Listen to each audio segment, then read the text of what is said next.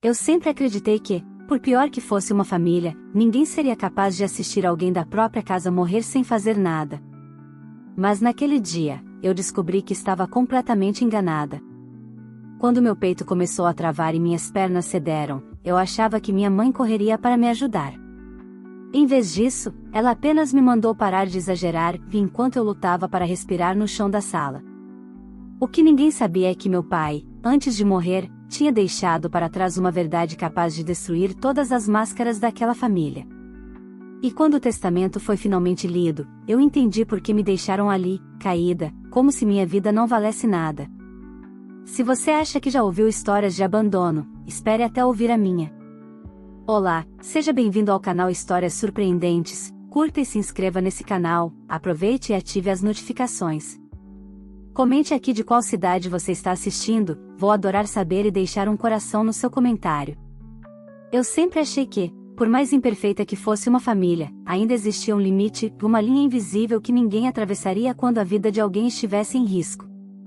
Eu acreditava que, se um dia eu precisasse de ajuda de verdade, minha mãe seria a primeira a correr até mim.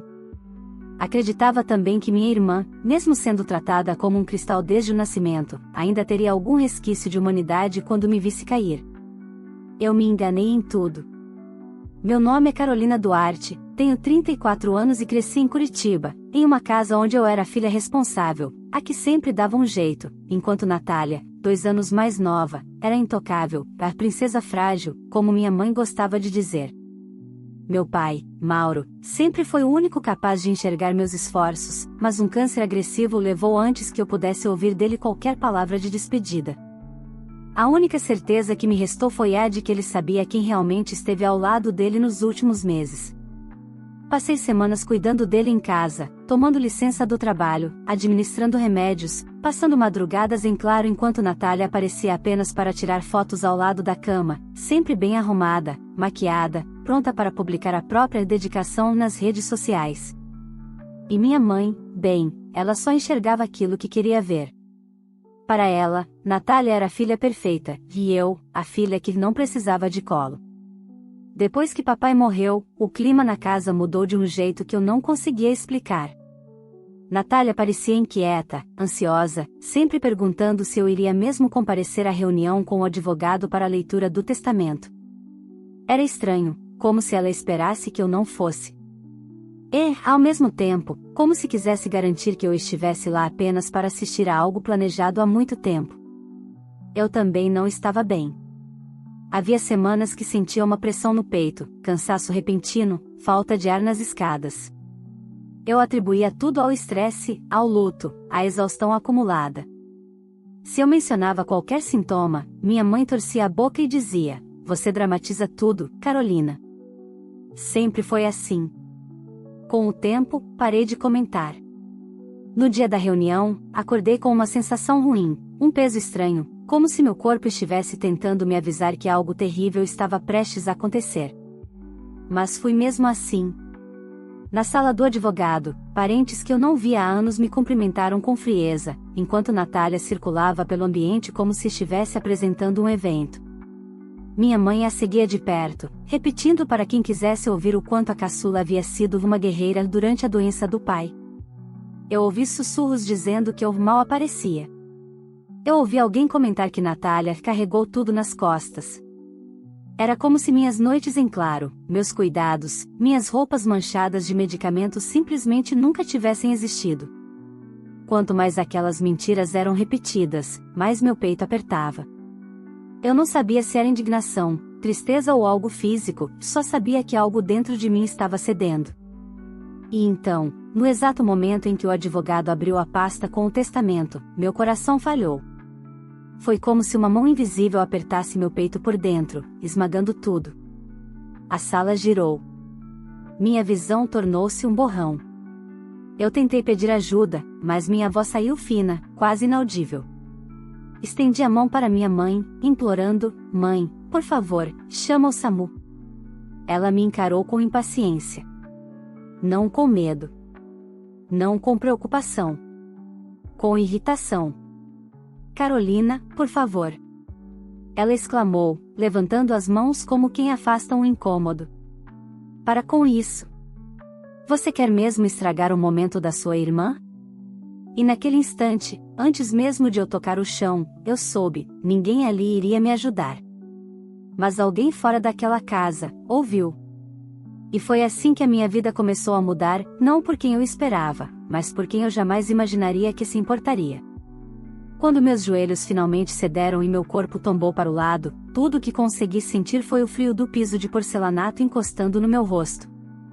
O som das conversas cessou, mas não por preocupação, e sim por constrangimento. Vi apenas pares de sapatos ao meu redor, todos imóveis, todos observando, como se eu estivesse encenando um teatro barato no meio da sala. Meu peito queimava. Cada tentativa de respirar era uma luta perdida. Eu não conseguia entender como minha própria mãe, a mulher que deveria correr até mim sem pensar duas vezes, apenas cruzou os braços e murmurou para Natália: sempre assim, qualquer coisinha vira drama. Natália sorriu, como se estivesse satisfeita com o espetáculo. Mãe, deixa. Ela só quer atenção. O que importa é o testamento, não isso aí. Isso aí. Essa foi a forma como minha irmã se referiu à minha dor. À minha vida. Ao meu corpo desabando no chão enquanto eu lutava por ar. Tentei erguer a mão novamente, buscando quem quer que tivesse um resto de humanidade. Meus dedos tremiam tanto que mal os reconheci. Uma de minhas tias deu um passo para trás, como se tocar em mim fosse contagioso. Outra virou o rosto, desconfortável. Ninguém pegou o telefone. Ninguém se ajoelhou. Ninguém se aproximou. Foi então que ouvi um som distante, abafado, como se viesse de trás de uma parede grossa, passos apressados no corredor da casa, seguidos por uma voz feminina, firme e decidida. Dona Helena? Está tudo bem aqui? Eu ouvi gritos. Pela visão periférica, reconheci a figura entrando na sala, Dona Neuza, vizinha de porta do meu pai por mais de 30 anos, amiga leal, a única pessoa fora daquela família que genuinamente se preocupava comigo. Ela tinha vindo trazer documentos antigos que havia encontrado em casa, e, por acaso, sua chegada foi no exato minuto em que eu desmoronei. Quando seus olhos me localizaram no chão, ela ficou pálida. Meu Deus, Carolina! O que aconteceu? Ela está passando mal. Minha mãe revirou os olhos. Neuza, por favor, não comece. Você sabe como a Carolina é, sensível. Foi a resposta dela que finalmente quebrou a última camada de silêncio daquela sala. Sensível não. Ela está em colapso. E vocês não fizeram nada? Dona Neuza não esperou qualquer explicação. Puxou o celular do bolso com mãos trêmulas e discou imediatamente. Alô, SAMU? É uma emergência. Mocinha de 34 anos, desmaiada, dificuldade grave para respirar, possível crise cardíaca.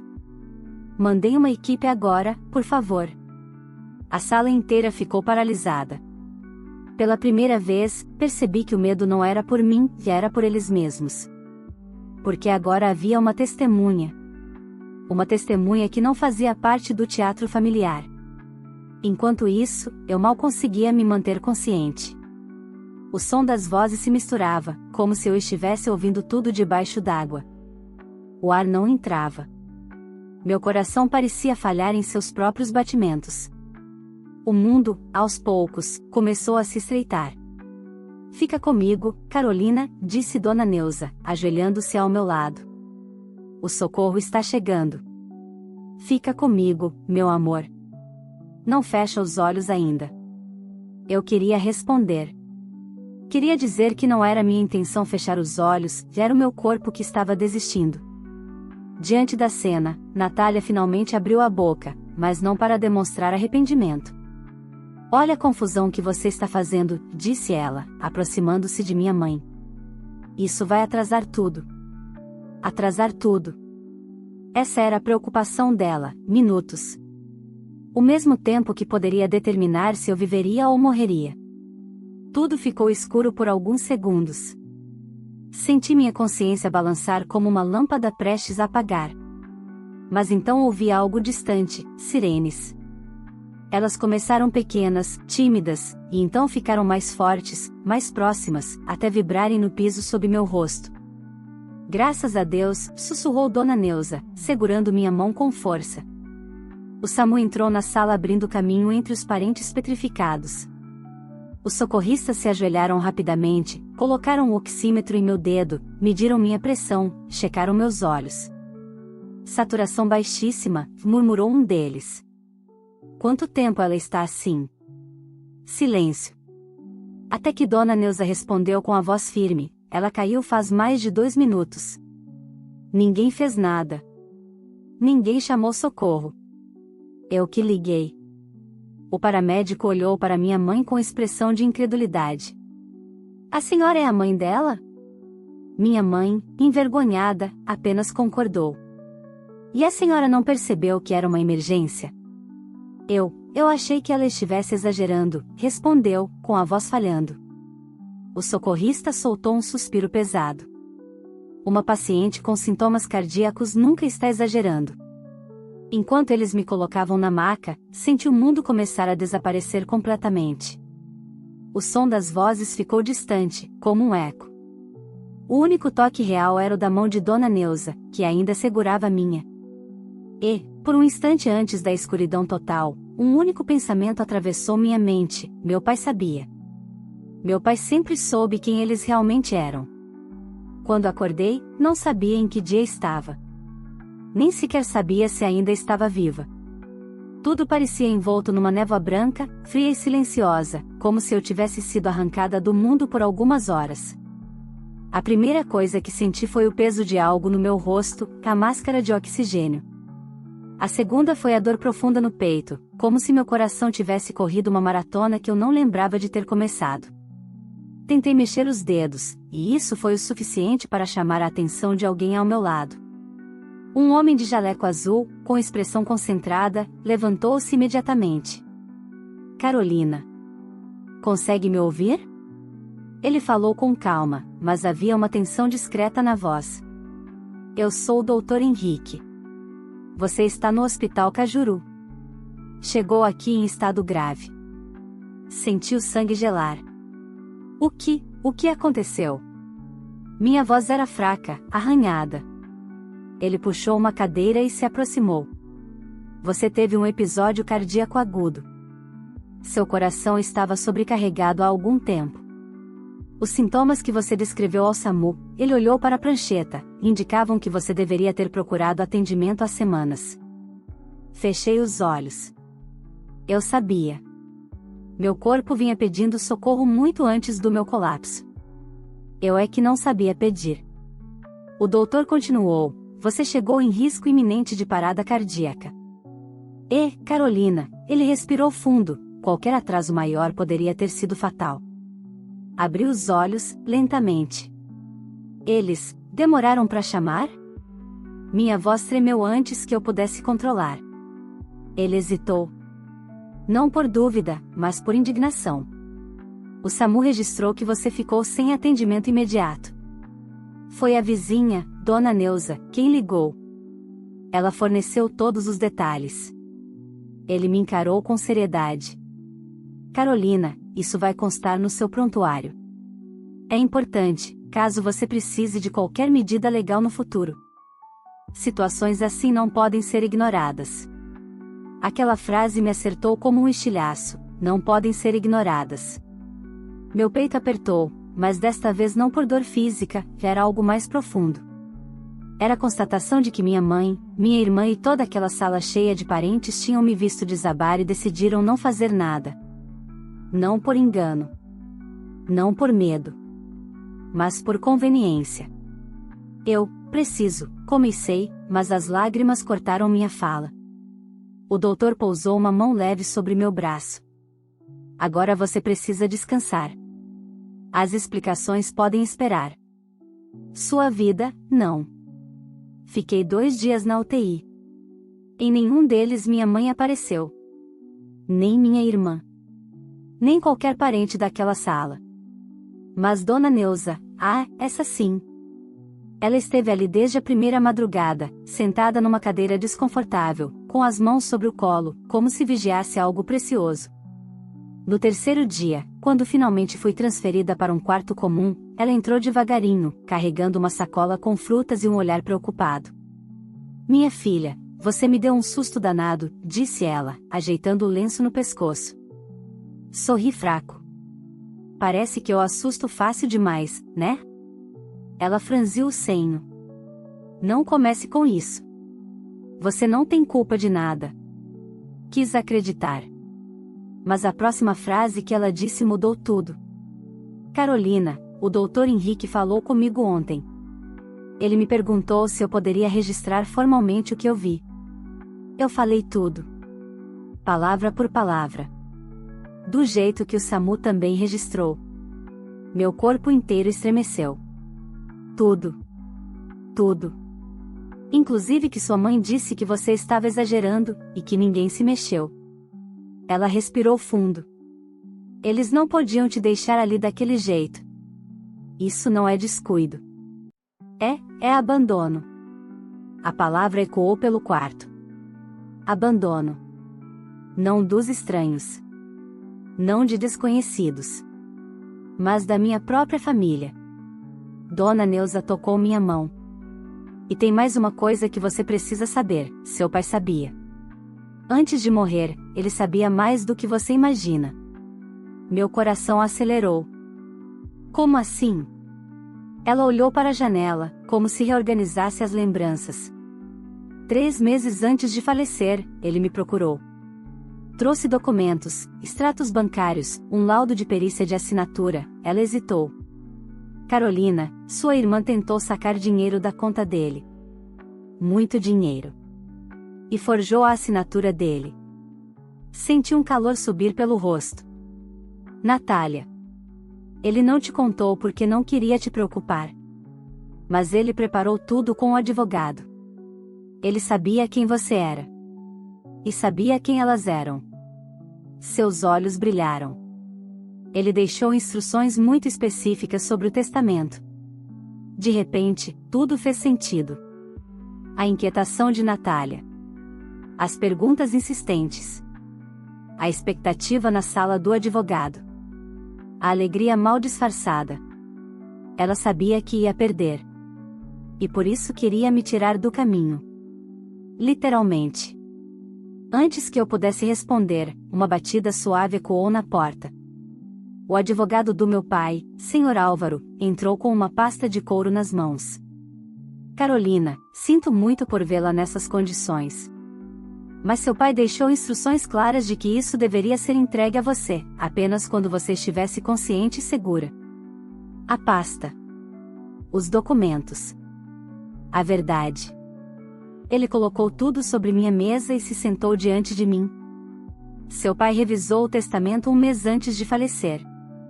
Todas as propriedades, aplicações e economias foram deixadas exclusivamente para você. Sua irmã e sua mãe receberiam apenas o que a lei obriga. Senti um frio na espinha. Natália devia saber. E minha mãe, também. O advogado abriu a pasta. Seu pai reuniu provas da tentativa de fraude. E também anexou uma carta, para você. Meu mundo ficou em silêncio. Eu, posso ver? Claro. Ele me entregou o envelope lacrado. O peso dele não era físico, era emocional. Eu o abri com mãos trêmulas. A letra do meu pai me atingiu com força. Carolina, minha filha, eu vi tudo. E agora, quero garantir que você nunca mais precise ser a sombra de ninguém. Foi ali que percebi, eles não só me deixaram cair. Eles estavam preparados para me destruir. Mas meu pai lutou para que eu tivesse uma chance. Uma chance de nunca mais voltar para aquela casa. Fiquei olhando para a carta aberta em minhas mãos por longos segundos, como se as palavras do meu pai estivessem vivas, vibrando, tentando entrar no espaço que a dor havia ocupado dentro de mim. Ele sabia. Não apenas via, ele sabia.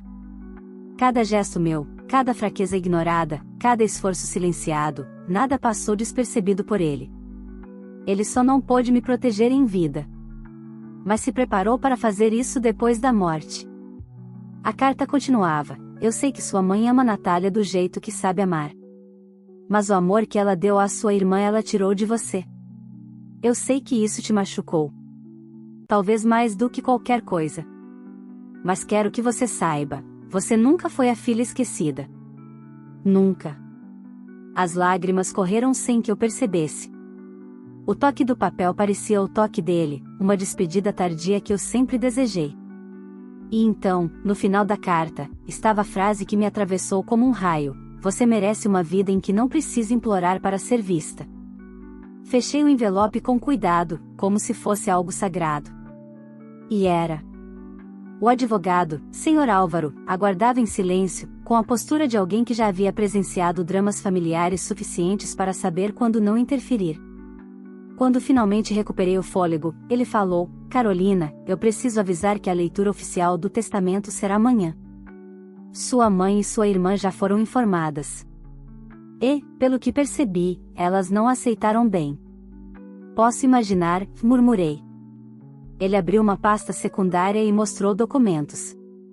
Seu pai deixou provas sólidas da tentativa de saque fraudulento. Ele sabia que Natália tentaria se defender mentindo. E também sabia que, se você estivesse vulnerável, elas poderiam tentar te manipular. Respirei fundo. A verdade pesava, mas era libertadora. Álvaro, elas sabiam que eu desmaiaria? Que eu estava doente? Não posso afirmar isso, ele respondeu. Mas, a indiferença delas na cena que Dona Neuza descreveu é grave. E pode ter consequências legais sérias, caso você queira seguir por esse caminho. Desviei o olhar. Eu ainda não sabia o que queria. Só sabia o que não queria: voltar para aquele lugar. No fim da tarde, já sozinha no quarto, ouvi uma batida na porta. O coração acelerou, mas não por medo médico, e sim porque eu sabia quem seria. A porta se abriu devagar. Minha mãe entrou. Ela parecia menor. Como se alguém tivesse tirado dela o ar de superioridade que sempre carregava nos ombros. A boca estava trêmula. Os olhos inchados. A postura vacilante. Carolina, disse ela, num sussurro. Eu precisava ver você. Desviei o olhar para a janela. O céu estava cinza, pesado, como se também estivesse aguardando alguma resposta. Vim ontem, mas não tive coragem, continuou ela. A Dona Neuza, ela me olhou de um jeito que eu nunca tinha visto. Como se eu fosse um monstro. A palavra ecoou no quarto. Eu me virei devagar. E você acha que não foi? Ela levou a mão à boca e começou a chorar. Não aquele choro sincero de arrependimento profundo, mas o choro desesperado de alguém que se vê descoberta, exposta, sem mais desculpas para segurar. Eu não sabia que era tão grave. Eu achei que você estava, soluçou, exagerando. Fechei os olhos, respirando fundo. Você sempre acha isso, respondi. Desde que eu era criança. Cada dor minha era drama. Cada necessidade minha era frescura.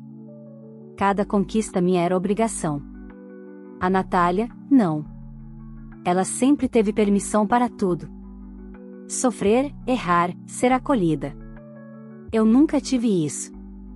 Ela se aproximou da cama. Filha, eu só quero que a gente resolva isso. Antes do testamento ser lido, antes de tudo piorar. Ah? Então era isso. Não era sobre mim. Era sobre o que estava prestes a acontecer no dia seguinte.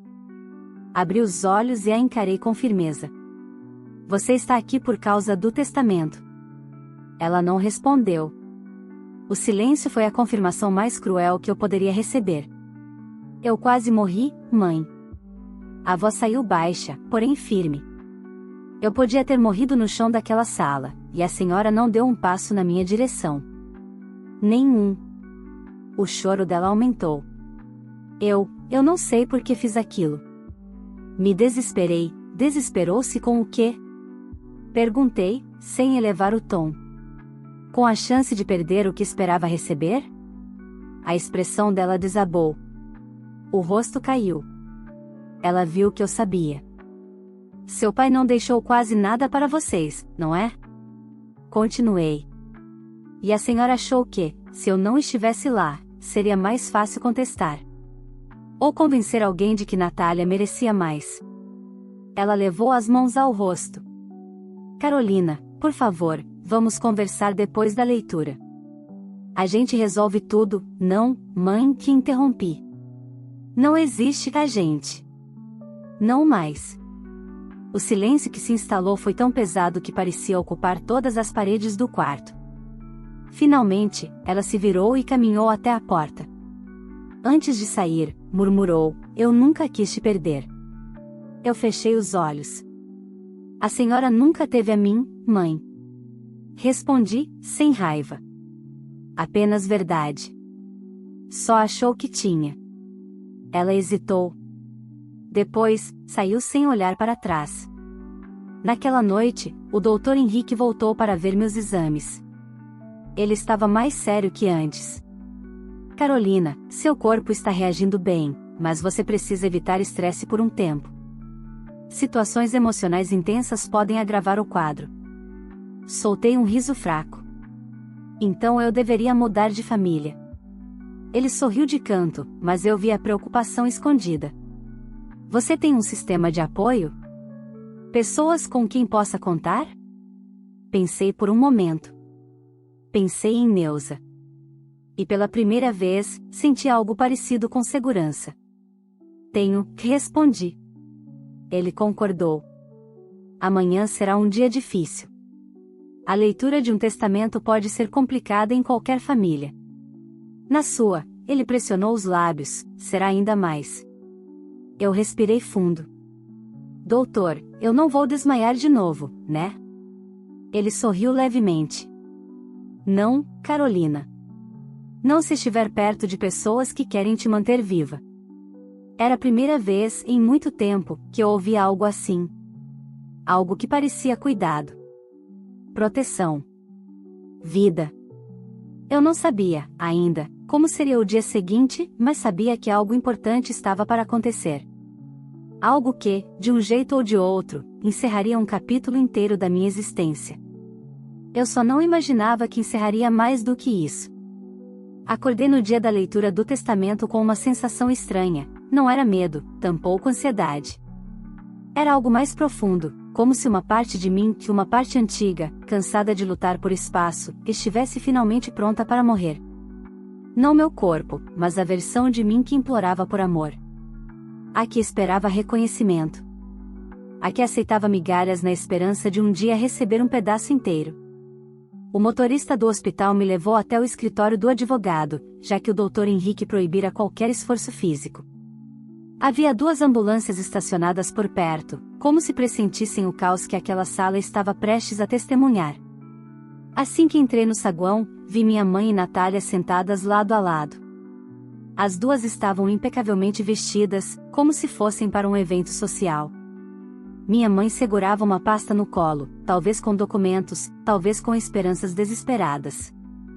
Natália mexia no celular, mas seus olhos tremiam quando pousaram em mim.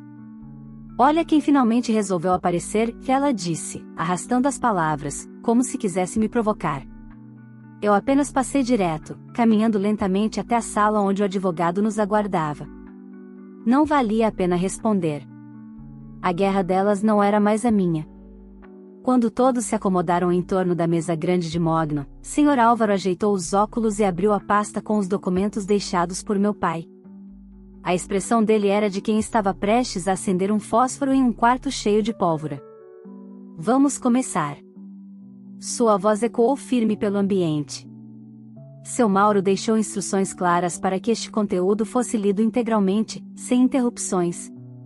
Natália se adiantou na cadeira, com um sorriso confiante demais. Finalmente, ela disse. Meu pai sempre foi justo. Tenho certeza de que, Natália, minha mãe a advertiu, baixinho. Mas já era tarde. A máscara de segurança emocional que Natália sempre carregava estava prestes a ruir. O advogado começou a leitura. Eu, Mauro Duarte, em plena consciência e ciente da proximidade de minha partida, decido alterar meu testamento para garantir que minha vontade seja cumprida da forma mais justa possível. Natália cruzou as pernas, já imaginando que a justiça, para ela, viria em forma de cifras. Nos últimos meses, observei atentamente a postura de cada membro da minha família. E entendi que amor não é dito, é feito. A frase fez minha mãe engolir seco. Carolina foi a única pessoa que esteve ao meu lado diariamente, cuidando de mim com dignidade, enquanto outros se preocupavam mais em parecer presentes do que realmente estar. Natália revirou os olhos. Isso é ridículo, murmurou. O advogado ignorou e continuou. Descobri também que, há alguns meses, houve uma tentativa de saque fraudulento em minha conta, no valor de R$ 25.000. A sala congelou. Meu coração acelerou. Natália empalideceu. Após perícia, constatou-se que a assinatura usada foi forjada. A pessoa responsável por isso foi minha filha Natália. A explosão veio imediata. Isso é mentira. Natália gritou, levantando-se. Eu nunca fiz isso. Isso é invenção. Ele devia estar confuso. Natália, disse o advogado, com calma gélida, seu pai anexou laudo oficial de perícia, comprovando a autoria. E também registros do banco. Todos autenticados. Minha mãe colocou a mão no peito. Não, não pode ser. Mas podia. E era verdade. O advogado prosseguiu. Por esse motivo, e por testemunhar uma vida inteira de manipulações, mentiras e falta de empatia, decido deixar todos os meus bens exclusivamente para minha filha Carolina Duarte. Por um segundo, ninguém respirou. Ninguém piscou. O mundo ficou imóvel. Então, Natália explodiu de forma previsível e violenta. Não. Ela gritou, empurrando a cadeira para trás. Isso é fraude. Eu vou contestar. Eu exijo uma nova análise. Ele estava doente. Ele não sabia o que estava assinando. O advogado abriu outra pasta. Seu pai sabia que você faria exatamente isso. Ele exibiu 3 documentos. Aqui estão os laudos médicos de capacidade cognitiva assinados por 2 especialistas, atestando plena lucidez no dia em que o testamento foi redigido. E aqui está a assinatura de 3 testemunhas independentes. A derrota dela foi instantânea. Como um castelo de cartas desmoronando diante de um suspiro. Minha mãe tremia. Tremia tanto que mal conseguia segurar a bolsa. E então, como se tentasse desesperadamente recuperar algum controle, ela olhou para mim com olhos aflitos. Carolina, nós somos família, seu pai não pensou direito, podemos conversar. Eu a encarei com calma. Mãe, meu pai pensou melhor do que qualquer um aqui. Ele viu tudo. E fez exatamente o que precisava fazer. Natália bateu na mesa. Você não merece nada. Você sempre foi invejosa. Você queria destruir minha relação com o pai, você tentou roubar o pai, e interrompi, firme. Isso é destruição o suficiente. Ela ficou sem palavras. Pela primeira vez na vida, Natália não tinha uma mentira pronta, uma justificativa pronta, uma encenação pronta. Só o silêncio. O silêncio de quem perdeu. Quando a reunião terminou, Sr. Álvaro me acompanhou até o elevador. Carolina, você tem direito de pedir uma medida protetiva contra elas, caso deseje. A situação que ocorreu na casa, somada ao abandono durante a crise, pode ser caracterizada como omissão de socorro. Concordei, lentamente. Eu vou pensar. Ele fez um leve aceno, respeitando o tempo que eu precisava. Mas eu já sabia. Eu não queria vingança. Não queria escândalo. Não queria arrancar delas o que elas nunca me deram. Eu queria apenas uma coisa: distância. E, pela primeira vez, eu finalmente tinha o poder de escolher isso. Quando deixei o prédio, o ar frio da tarde tocou meu rosto com uma suavidade que parecia uma bênção. Do outro lado da rua, vi Natália sendo amparada por minha mãe, ambas chorando, ambas destruídas pela verdade que finalmente veio à tona. Eu não me aproximei. Não ofereci ajuda. Não perguntei se estavam bem. Elas fizeram suas escolhas. E agora eu fazia a minha. Respirei fundo, sentindo meu peito, pela primeira vez em semanas, não doer. Era um começo. Não o começo que eu imaginava, mas o começo que eu merecia. Nos dias seguintes à leitura do testamento, o silêncio parecia acompanhar todos os meus passos. Não era o tipo de silêncio opressor que eu costumava sentir dentro da casa onde cresci, aquele silêncio disfarçado, cheio de expectativas que eu nunca conseguia atender. Era um silêncio diferente. Um silêncio que, pela primeira vez, pertencia a mim. Recebi alta do hospital 4 dias depois. O Dr. Henrique me entregou uma lista de orientações, remédios e recomendações de acompanhamento psicológico. Ele me olhou com sinceridade, não com pena, mas com respeito. Carolina, antes de sair daqui, quero te dizer algo, ele disse, cruzando os braços. Situações como a sua deixam marcas. Não só físicas, mas emocionais. Você não precisa enfrentar isso sozinha. Sorri, agradecida. Eu sei. Obrigada, doutor. Ele não insistiu. Apenas sorriu de volta, deixando claro que eu tinha escolha. E essa palavra, escolha, tinha um peso enorme naquele momento da minha vida. Dona Neuza me buscou na porta do hospital. Quando a vi com aquele sorriso acolhedor e os olhos marejados, senti algo que há muito tempo eu não sentia, segurança. Ela abriu os braços, e eu me deixei abraçar. Minha filha, você está bem mesmo? Perguntou, com a voz embargada. Agora estou, respondi, com sinceridade. Ela segurou minha mão enquanto caminhávamos até o carro. Seu pai teria tanto orgulho de você. Eu respirei fundo, lutando contra a onda de emoção que ameaçava transbordar. Eu sei. E isso basta. Nos dias seguintes, precisei organizar a papelada referente aos bens deixados pelo meu pai. O advogado Álvaro me ajudou em tudo: atualização de documentos, assinatura de transferência, verificação de contas. O processo foi trabalhoso, mas ao mesmo tempo libertador. A casa onde cresci, e onde quase morri, agora era minha. Mas eu não queria viver lá. Não havia um único cômodo que não carregasse cicatrizes antigas, memórias que me sufocavam mais do que acolhiam. Decidi colocar a propriedade à venda. Natália tentou impedir, é claro. Mandou 2 mensagens curtas e agressivas, acusando-me de estar destruindo a família e afirmando que aquela casa era dela por direito emocional. Não respondi. Eu não devia satisfações a ela. Não mais. Minha mãe não enviou mensagens. Não ligou. Não apareceu. Talvez estivesse esperando que eu cedesse, como fiz durante toda a vida. Talvez estivesse esperando que eu fosse atrás dela, tentando consertar uma relação que sempre foi unilateral. Mas havia uma diferença agora: eu não queria mais conserto. Eu queria paz. E às vezes, a paz exige ausência, não presença. Certo dia, enquanto eu caminhava pela rua tranquilamente pela primeira vez em semanas, com o vento frio de Curitiba tocando meu rosto, percebi algo que me fez parar no meio da calçada. Eu não estava com medo. Não estava esperando ouvir meu nome gritado com irritação. Não estava prestando atenção ao som de passos atrás de mim, buscando ameaças invisíveis. Não estava diminuindo meu ritmo para caber no espaço de ninguém. Eu existia. Simplesmente existia. E isso era uma vitória. Com o tempo, fui criando uma rotina nova. Acordava mais tarde. Tomava café sem pressa. Explorava bairros da cidade que eu nunca tive tempo de conhecer quando minha vida orbitava em torno das necessidades dos outros. Acompanhava meu tratamento com afinco.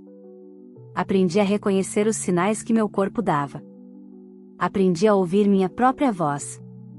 Passei a frequentar sessões de terapia, algo que nunca imaginei que teria coragem de fazer. Era difícil, doloroso, mas cada encontro parecia uma parte da minha vida sendo devolvida a mim. Minha terapeuta, uma mulher firme e empática chamada Doutora Lígia, me disse algo que ficou gravado: Carolina, você não perdeu sua família. Você se libertou daquilo que chamavam de família, mas que nunca funcionou como uma. Às vezes, crescer é justamente entender que não pode continuar na nossa vida. Eu nunca tinha pensado assim. E fez sentido imediato.